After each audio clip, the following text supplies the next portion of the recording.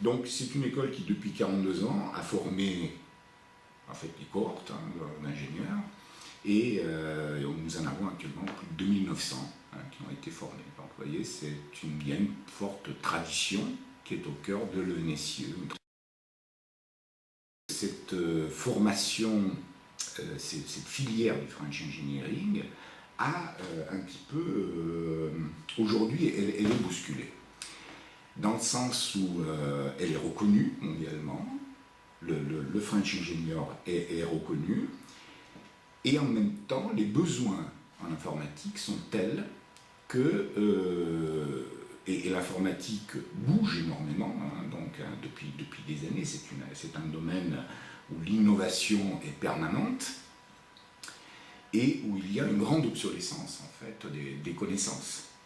Et si je vous dis ça, c'est parce que je me suis complètement retrouvé dans le projet de Daylight, de lancer cette université au niveau des projets stratégiques en matière de système d'information, parce que l'initiative de Daylight répond complètement à ce souci que nous avons, nous, à l'école, de dire, bon, comment et quel type de réponse on va pouvoir apporter au monde économique dans ce domaine-là, où les écoles d'ingénieurs sont particulièrement dépourvues. Les écoles d'ingénieurs en informatique, parce qu'il y a une culture en France qui est celle du management, qui évidemment s'est développée depuis quelques années en marge des écoles d'ingénieurs, d'accord, et que dans ces écoles de management où on n'est pas particulièrement ingénieur en informatique, on effectivement est formé à des méthodes de management d'équipe.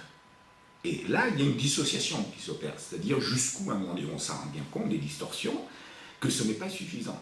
C'est-à-dire qu'un ingénieur en informatique avec une formation en mathématiques poussées, comme je vous le disais tout à l'heure, qui dispose d'une puissance d'outils formels à ce niveau-là, il est évident qu'il ne va pas réagir de la même manière.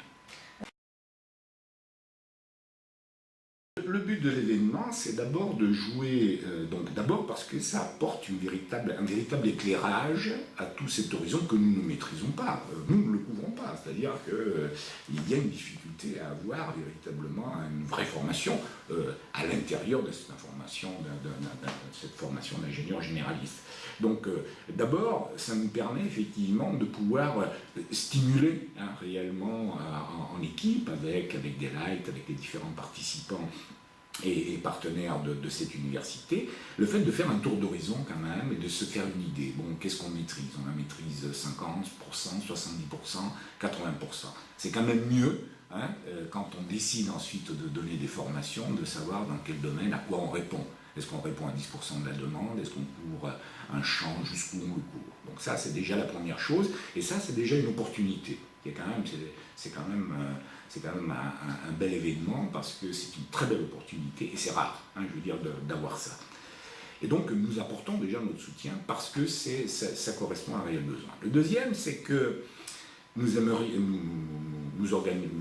co-organisons ça, nous sommes partenaires de parce que nous voulons en même temps sensibiliser nos enseignants. Et donc, nous en parlons à nos enseignants, et nous les incitons à participer à ces séminaires, parce que ils ont pu entendre parler de tel ou tel autre acronyme en termes de méthode, et du coup ça peut leur donner, nous l'espérons, une forme, j'allais dire, d'acculturation